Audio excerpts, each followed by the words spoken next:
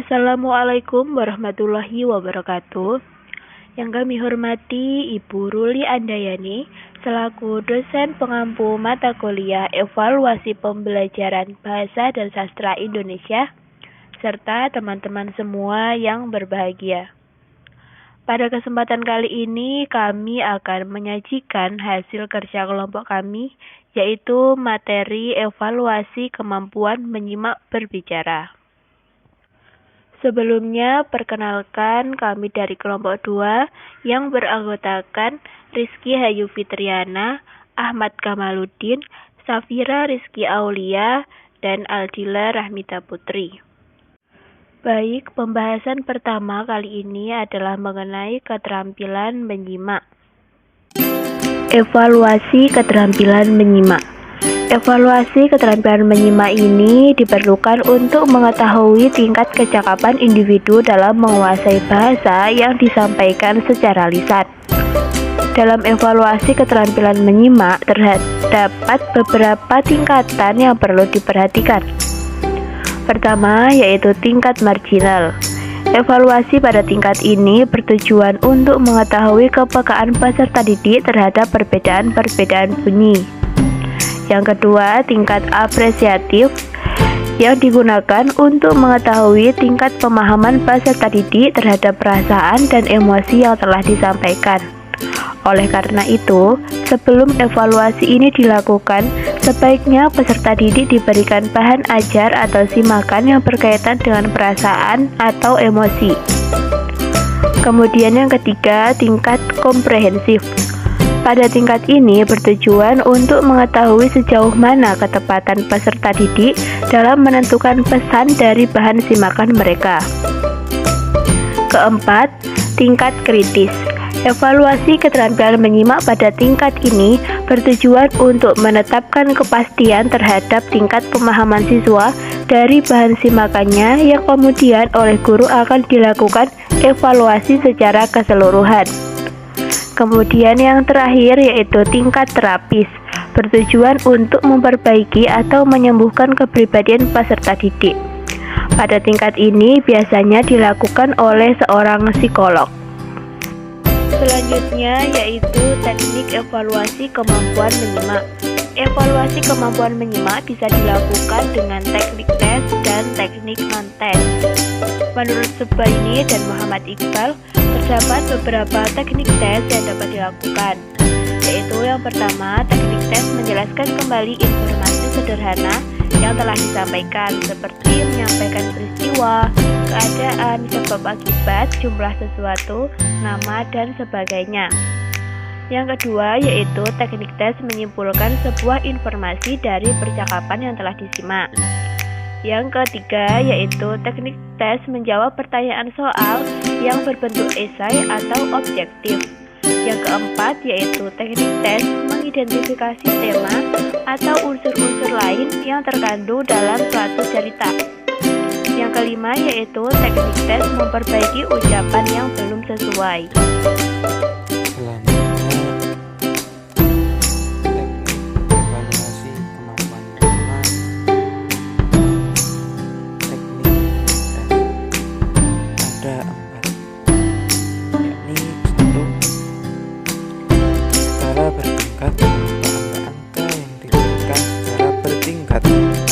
Mulai dari yang terendah hingga yang tertinggi. Yang kedua, sistem kuesioner berupa draft pertanyaan. Jika dilihat dari segi pemberian jawaban, teknik kuesioner ini dibagi menjadi dua, yakni teknik kuesioner langsung dan teknik kuesioner tidak langsung.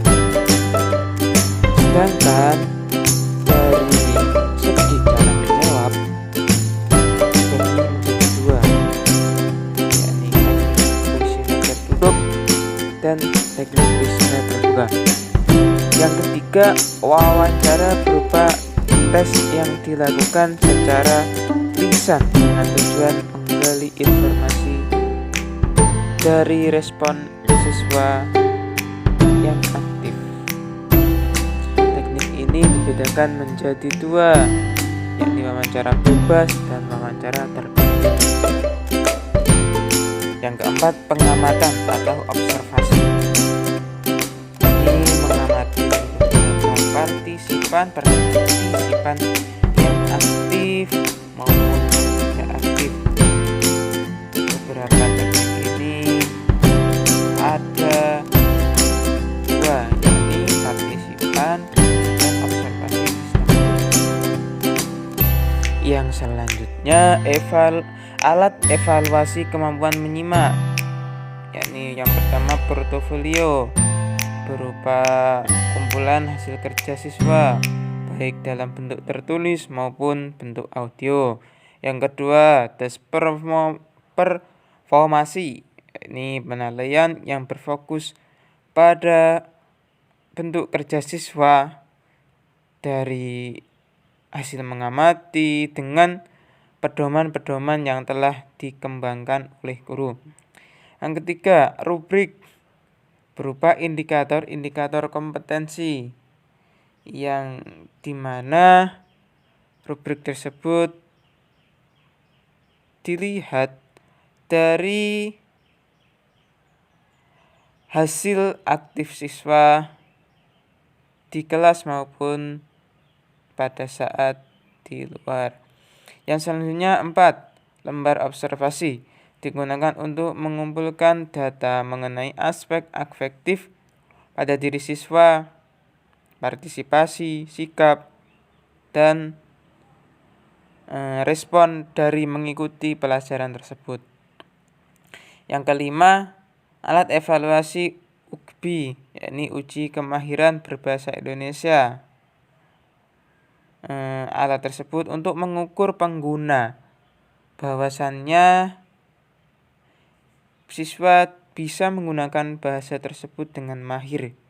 Yang keenam, alat evaluasi JFT, digunakan untuk mengukur kemampuan berbahasa yang lain selain bahasa Indonesia, yakni yang di sini terutama bahasa asing dalam kehidupan sehari-hari maupun di kelas. Selanjutnya adalah evaluasi kemampuan berbicara. Kemampuan berbicara adalah sebuah kemampuan yang sangat beragam jenis dan wujudnya. Kemampuan ini juga termasuk kemampuan yang paling kompleks. Kemampuan ini mengharuskan peserta didik untuk mampu menggunakan perangkat kebahasaan dan non-kebahasaan secara utuh dan sistematis. Jadi, kemampuan ini tidak mengharuskan peserta didik untuk memahami segala permasalahan mengenai informasi yang telah disampaikan. Agar dapat mengetahui tingkat kecakapan peserta didik dalam menyampaikan perasaan, keberadaan gagasan, dan pikirannya melalui bahasa kerja, maka diperlukanlah teknik evaluasi kemampuan berbicara. Teknik evaluasi kemampuan berbicara dibagi menjadi dua, yaitu teknik non-tes dan teknik tes. Yang pertama adalah teknik non-tes. Teknik non-tes digunakan untuk menjaring data tentang pendapat, minat, dan kebiasaan siswa. Ujian mengatakan bahwa alat non-tes yang sering digunakan dalam mengevaluasi pembelajaran adalah kuesioner, wawancara, skala observasi, studi kasus, dan sosiometri. Kuesioner dan wawancara. Kuesioner adalah seperangkat pertanyaan atau pernyataan yang ditujukan kepada siswa untuk memperoleh jawaban atau tanggapan tentang hal-hal tertentu secara tertulis. Jika dilakukan secara lisan, kegiatan tersebut disebut wawancara. Oleh sebab itu, perbedaan antara kuesioner dan wawancara terletak pada media yang digunakan. Jika menggunakan media tulis disebut kuesioner, jika menggunakan media lisan disebut wawancara. Selanjutnya adalah observasi atau pengamatan. Observasi adalah teknik evaluasi yang dilakukan dengan mengadakan pengamatan dan pencatatan terhadap sesuatu hal secara cermat. Observasi terhadap keterampilan berbicara siswa biasanya menggunakan observasi langsung. Teknik evaluasi kemampuan berbicara selanjutnya adalah teknik tes. Tes adalah salah satu cara untuk mengadakan penilaian yang berbentuk suatu tugas atau serangkaian tugas yang harus dikerjakan oleh siswa atau kelompok siswa sehingga menghasilkan suatu nilai tentang tingkah laku atau prestasi siswa tersebut. Dengan Pedoman pada kurikulum terbaru yaitu kurikulum tingkat satuan pendidikan, tes berbicara sebaiknya digunakan untuk mengukur keterampilan berbicara.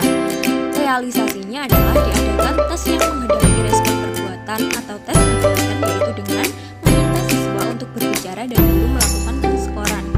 Dengan teknik seperti ini, terjadi kesesuaian antara pembelajaran bahasa secara komunikatif dengan alat ukur yang digunakan untuk mengetahui kemampuan siswa dalam berkomunikasi.